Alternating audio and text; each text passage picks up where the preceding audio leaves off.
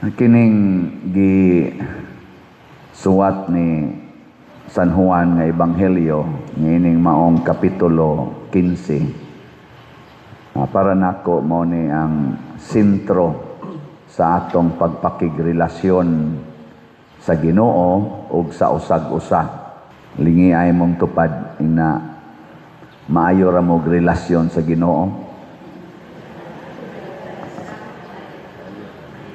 Maayo ra. Ug unsa may imahen nga iyang gihatag kana gyung relasyon sa punuan ug sa sanga. Importante kayo nga ma-imagine nato ba nga kita sanga niya ang Ginoo punuan. Niya unsay simple kayo no, yano kay tanan nga pasumbingay pero dali kay masabtan.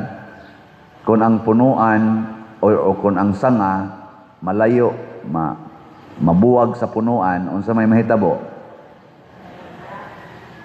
Ha? Malaya. Normal gina siya. Gawas lang kung i-markot nimo, i-markot imo dayong ibuwag o naman sa mga tanom nga putlo nimong sanga nga imo itanom sa yuta mugamot pudto siya. Pero kung normal gyud inigkawaan ang sanga niya mahog na siya ngadto sa yuta, malaya gina siya. Lingian sa imong tupad na wa jud ka mabuwag sa Ginoo.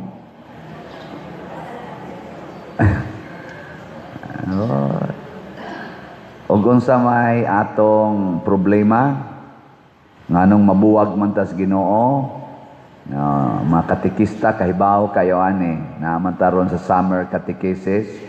Unsay makapabuwag natos Ginoo? Kana. Pero ningon biya si San Pablo, nothing can separate us from the love of God. Except, ang wa niya hisguti dito kaya siya, gubat ba, kamatay ba, kagutom ba, hasta kamatayon, dili makapahimulag nato sa Dios. Pero wa niya mensyona ang sala. Kaya nga naman, ang sala ra gyud mo'y makapahimulag nato sa Dios. Mura na siya makapaputol sa atong relasyon sa Ginoo. Muna imaginon gyud nato nga kining sala kada nato himog sala dunay giputol nga relasyon mo ginay unang mahitabo. Unya kun maputol ng atong relasyon sa Ginoo, putol sad ng atong relasyon sa atong isig ka tawo. Ug ang number 1 nga sala unsa man gyud? Sa pito ka capital sins unsa man gyud number 1? Ang garbo. Pride. Muna diri sa atong unang pagbasa, ang garbo sa mga Parisiyo nga na-convert. Murag ilag yung i-impose ba? Kaya naanad, lagi sila ng ilag yung i-impose ang balaod ni Moises kadtong magpatuli. Unya karon ni may mga pagano nga na-convert na dito sa Antioquia o uban pang mga lugar na-convert. Gi-aprobahan man nila ni San Pablo o ni Bernabe nga dili ra kinahanglan ng physical circumcision, aporting lalisa. Kanang garbo mo na siya mo impose unsay iyang gusto. Hilingi ana sa imong tupad. Ingna kinsay nag-impose anang imong naong. Na kinsa bay nag-impose anang imong naong, kanang color sa imong buhok, kanang porma sa imong kilay. Kisay nag-impose ana, ang Ginoo o ang garbo? So good na magtubag. So sa ato pa, naputol. Kada nimo color sa imong buhok, naputol ng imong relasyon sa Ginoo. Nya giusab pag nimo kiss-kiss imong kilay, ani samot kaputol. Ni paputi pa jud kasi imong naong naputol na gyud maayo. Basin sa naong pa lang nimo nasiparit na kas Ginoo. Nga imbis mo nindot imong kinabuhi, malaya na hinoon. Malaya ba? Ma-stress na ka, maratol na ka, hangtod magdepresyon na ka. Mabita ng uban, moingon na lang, patya na lang ko injeksyonin na lang ko, kanang euthanasia ba? Injeksyonin na lang ko makamatay, kaya wala naman kapuslanan sa dakong kinabuhi, mura ginana, bitaw? Wala na kapuslanan. Unsa pa may ako? Daot na kay ko, bati na kay kog naong, kunot na kay kog naong. Nya, Ako sang buhok, hurot-hurot na sagka larag. Ana, akong kilay, wa na, nipis na kaayo. Wa na kapuslanan. Nga, di na sa ko kahimo, kaya akong tuhod, pati sakita. Ana, di na akong hawak, pati sakita. Mag-wheelchair na lang ko, injeksyonin na lang ko, kaya useless naman ko. Ana. Pero maatats lang kitas Ginoo, masumpay lang kitas Ginoo. Matod pa ni Kristo, magsigi ra gyud mog pamunga. Sige ra gyud mog pamunga. Sa to pa, useful gyud ka kanunay basta naka-attach ka sa Ginoo. Bisan pag naa kay sakit. Sama ni San Roque, sama ni Saint Therese of the Child Jesus, nila ni Saint Francis, Santa Rita of Cassia, ug uban pang mga masakiton nga nangamatay sa ilang sakit, pero ang ilang sakit mao na hinoy-hinungdan nga namunga sila maayo sa kabalaan sa kinabuhi. Ana. Lain na sang lingi. Ang di mo lingi, malaya. Sige. Okay, lingi ay mong tupad. Ing na daghan kag bunga rong buwana. Na daghan kag bunga. Daghang bunga.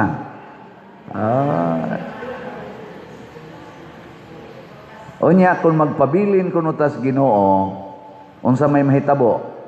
Matod pa ni Kristo, ang akong amahan, maoy mo kontrol. Una niyang buhaton, putlo niya ang sanga nga dili mamunga. Di ba? Kanang sangang di mamunga, iyang putlon. Kinsa kay putlon nun, ani ron. Pananglitan, di jud ka mo palit og raffle ticket. Ang sama na kay bunga. Ala, basig putlon no na ka. Pero magsige kag palit og raffle ticket, ang sabi may tabo. Bunga kag maayo, bunga kag maayo. Sige bunga. Nya ang sunod niyang buhaton, kung nagsige sa kag bunga, iya kang limpyuhan. Kanang kuhaon niya bang kanang mga extra nimo. Aron makapamunga pag yung kag daghan. Pasabot, gusto niyang biyaan nimo ang imong mga attachments. Kana ba mga kalibutanong mga concerns aron maka-focus ra gyud ka sa mga Dios non nga mga buhat. Kuhao na mo nang gitawag og self-denial.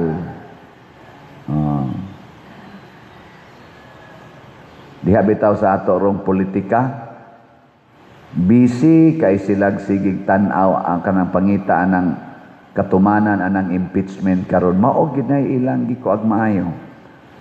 Pero ambot og mao baka na ang makapa-attach nila sa Ginoo. Di ka na makapahimulag nila sa Ginoo, di ka na bungas garbo ng impeachment.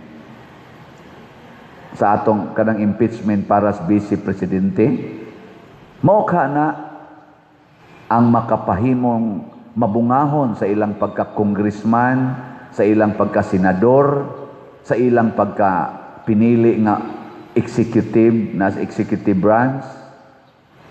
Mao kanay makapahimo nilang mabungahon dinis atong nasod isip Filipinos, kanang impeachment karon sa Vice Presidente, o ang pagsulbad baka hinoon niyaning trillions na corruption nga nawa sa flood control, sa atong mga uban pang mga ahensya sa gobyerno nga wa nay mga kwarta kay gipangkawat na ila man sa nang gidawat nga grabe gyud kaayo rong corruption, wa pa lang gyud nanubag kay wa man say hearing, wa na may hearing. Hain ka ana ang makahimong mabungahon nga ma-impeach ang Vice Presidente karon o masulbad og matino mapinpoint kinsay responsable niining trillions na corruption sa atong nasod. Kamo, asa kay ninyo ing mabungahon ana? Ay mugtugtog diha. Di ba papilion ta mo? Hayman aning buhata ang makapahimo nilang mabungahon isip mga pinili o appointed nga mga officials gobyerno ang pag-impeach bas Vice Presidente o ang pagsulbad aning trillions of corruptions. Kana ato nang isinggit, ato nang ipadayag kitang mga tao, because we are the government. Kita'y nagtuboy ana nila mga sanga na sila sa atong nasod, nga mao'y gihatagag authority para mo distribute sa sustansya sa atong nasod.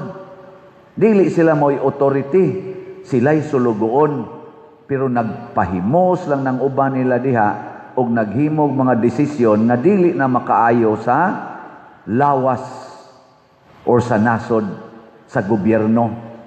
Si Kristo, ingon ana biasad siya, kinsa man ang lawas ni Kristo. Kinsa? The church, ang simbahan, nga mo yang gitawag og lawas nga mistiko, the mystical body of Christ. Ang katawhan mo'y lawas ni Kristo. Dili ang mga pari, dili ang mga obispo, dili gani ang Santo Papa. Kami sad, giordinahan mi, aron mo alagad sa lawas ni Kristo, nga mao ang katawhan. Munang sa lalis-lalis ro ni Senador Marcolita o ni Ping Lacson, diha sa Senado, nakakita ba mo social media silang lalis-lalis? Nga niingon si Ping Lacson, dili ko mo hearing, di na ko mag-hearing basta dili ninyo pirmahan ang akong partial report. Yan niingon sa Marcolita, dili sad ko mo pirma ang imong partial report kay gusto ko atong final report. Murag ingon ani bang pagka sultiha ba? Nganong mo pirma man ta ang partial nga ang partial pasabot dili pa na kompleto, di pa na mao. Parehagod og kanang magsuwat kag thesis, estudyante ka, nya ang requirement thesis. Nya in kapag-graduate lang ko ma'am, partial pa lang ning akong thesis. Mo approve day ng imong maestro day. Ha? Tubag. Nya nganong ipamugos man dito Senado mo na punto ni Marcolita, ambot lang kaha. Sakto ba na? Gihimong kondisyon ni Ping Lacson na di na gid siya mag-hearing about anang flood control o uban pang mga hearing sa Blue Ribbon Committee basta di mapirmahan ang iyang gihimo nga partial report. Si Marcolita di sa dyan. Kinsa ka nila ang naningkamot sa pag-alagad sa Pilipinas? Ping Lacson o Senador Marcolita? Sa ilalang view ba? Kamo, unahunaan. Og na-mention ni Senador Marcolita, akong ipaminaw, na-mention niya, og nalipay ko aning iyang pag-mention. Ingon siya, dili ta mag-hearing? Siya, init na kaayo ang gibati sa atong amo. Naku, kinsa kang amo yang ipasabot? Siya, sama sa kainit ron sa atong palibot. Nga atong heat index, taas na kaayo, 40 na. Init sad kaayo ang atong amo, nga mao ang katawhan. Nga masayod, kinsa gyuy nangawat niadtong mga trillions of pesos.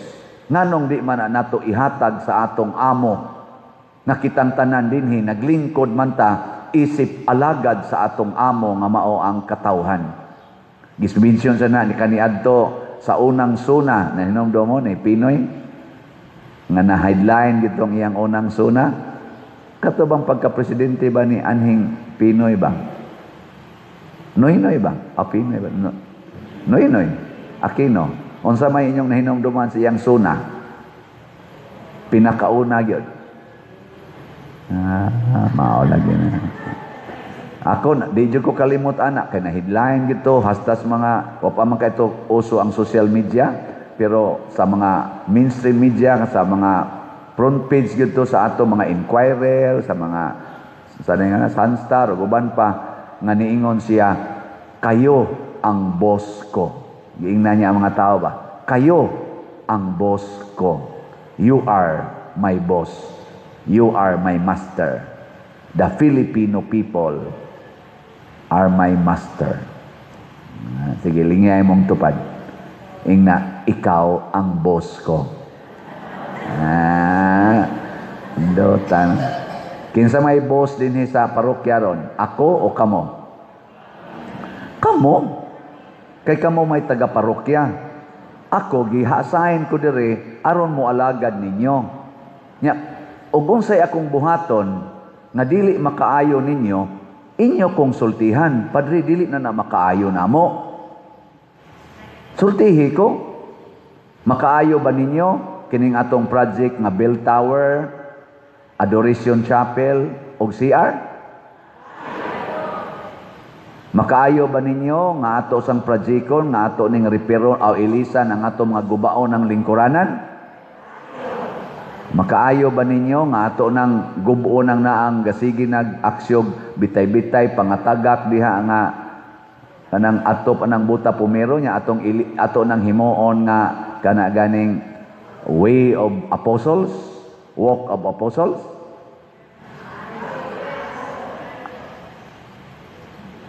Sa ato pa, makaayo ba ninyo ang pagpalit og raffle ticket? Kana, naraman din na.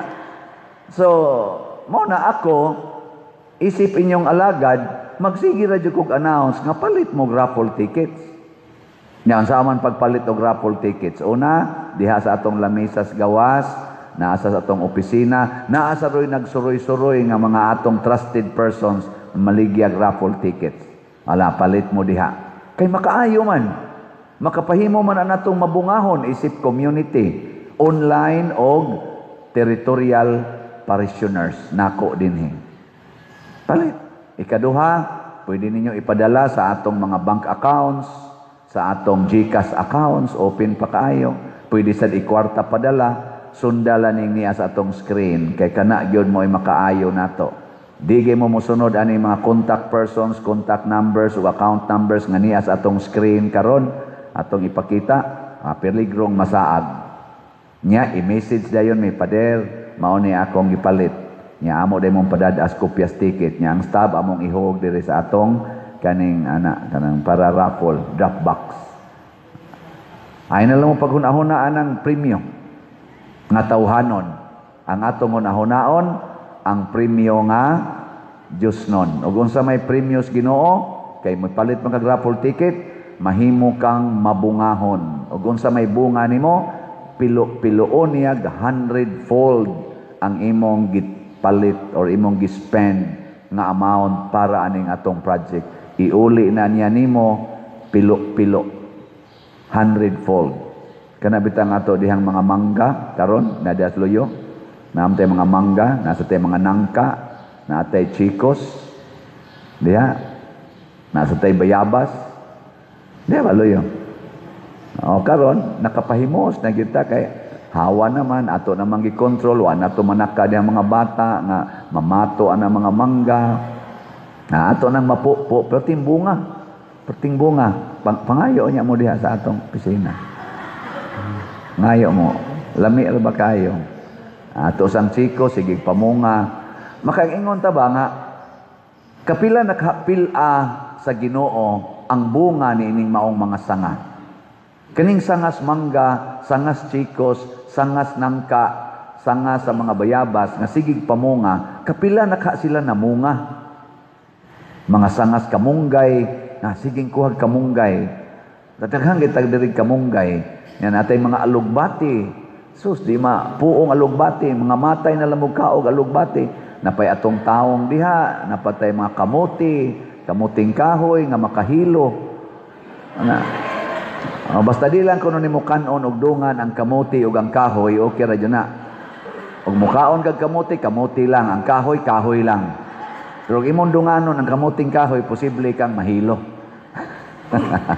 Joke lang na. Ano ba? Kada niya pabunga, kanig yung sanga, aritas kahoy mo focus ba? Kada niya bunga, ilisa na sad siya, glain na sad nga muputot na pod siya, kapila na kaha, tungod kay gasigi man siya pamunga. Ingon ana pod ta, pabungahon tag mais Ginoo, kung magsigi taghatag para sa kaayuhan sa katilingban. Iampo natong atong mga elected o appointed government officials ug kami sang mga leaders sa simbahan na ang amo untang concern mao ang lawas ni Kristo, the mystical body of Christ, ang katawhan kay mao ni ang angayng alagaran, kay mao ni ang presensya sa Ginoo. Mabitan nang nahimo na kanang word nga vox populi vox dei. Ang pasabot ana, ang tingog sa katawhan maoy tingog sa Ginoo. Last na lang lingi, simong tupad. Ang di mo lingi, malarag. Okay. Ingna imong tupad. Ingna magsigi na jud kog palit og raffle ticket. Ana.